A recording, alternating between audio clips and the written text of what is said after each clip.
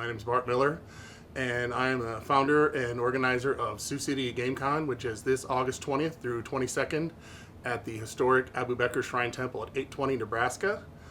There is off-street parking available off of 8th Street right there. It is $25 at the door, but kids get in free with a paid adult. We are going to be open from noon to midnight Friday, 9 a.m. to midnight Saturday, 9 a.m. to 6 p.m. Sunday. We'll have video games, role-playing games, card games, board games, and miniatures games. We're also going to have medieval martial arts reenactors. We'll also have a vendor hall with people doing live game art, superhero art, stuff like that, and creating things, 8-bit art and other things, and also games and game products for sale. You can find us on Facebook at Sioux City Tabletop Gamers. And there's tons of links there and everything that'll take you to the sign-up site if you want to sign up ahead of time and sign up for games. But you can easily walk right in the door and you will find something to do. You also can bring your own games and host them if you wish. Historical gaming comes in all forms, from very strict reenactments all the way up to like what ifs and more beer and pretzel type things. This is kind of on the beer and pretzels end. It's kind of rules light, at least as far as historical games go.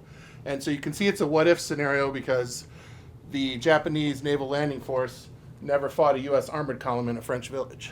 So this is what if. This is a science fiction game called Warhammer 40,000. Here we have the Grey Knights, defenders of the humans of the planet Earth. And over here we have worshippers of the plague god Nurgle from a hole in space that takes over into warp territory. So to understand the backstory of all this, the novel series is on its 59th novel. So it's super, super in-depth. This right here we call Sioux City, S-U-X City, after Sioux City. Yeah. And so this is, we use this for superhero gaming or like special forces versus terrorists, or it can be for zombies. So you'll see some superheroes here. Here's the Gorillas. That's a superhero team. Up here is the League of Excessive Villainy. And then over here is the Street Sharks who have burst through a hole from the nearby ocean and are getting ready to attack. All of these buildings will have playable interiors and little doors and everything that happens. Here's some civilians. You may recognize some of them from popular comic books and such. Sure. There's Professor Xavier and the Kingpin and Tony Stark, and they're waiting for their limo. That's cool. So you can play all the way into the vault, and you'll notice in a lot of these, some of what would be shelves and countertops is kind of just against the wall. Well, if you put every chair and counter in there, you could never fit a miniature in the vault if all the stuff was really in there.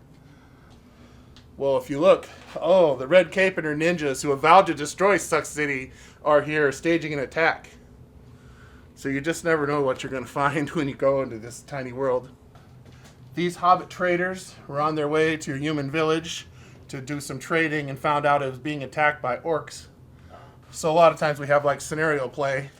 They don't have to destroy all the orcs, but they can get over here and ring this signal bell or light this beacon, then help will come. And so a lot of it is about your story and your scenario play and stuff like that. This is what 500 or 600 board games looks like. A lot of this stuff will be played there. There's games here about everything from exploring space to cavemen trying to create society and fantasy, sci-fi, everything in between.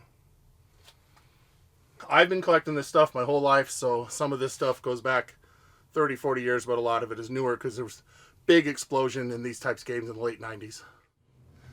So every one of these settings, whether it's historical, sci-fi, modern, or, branded fantasy like Lord of the Rings, or generic fantasy, or zombies, you're going to be able to find a miniatures game, a board game, a card game, a role-playing game for all this stuff.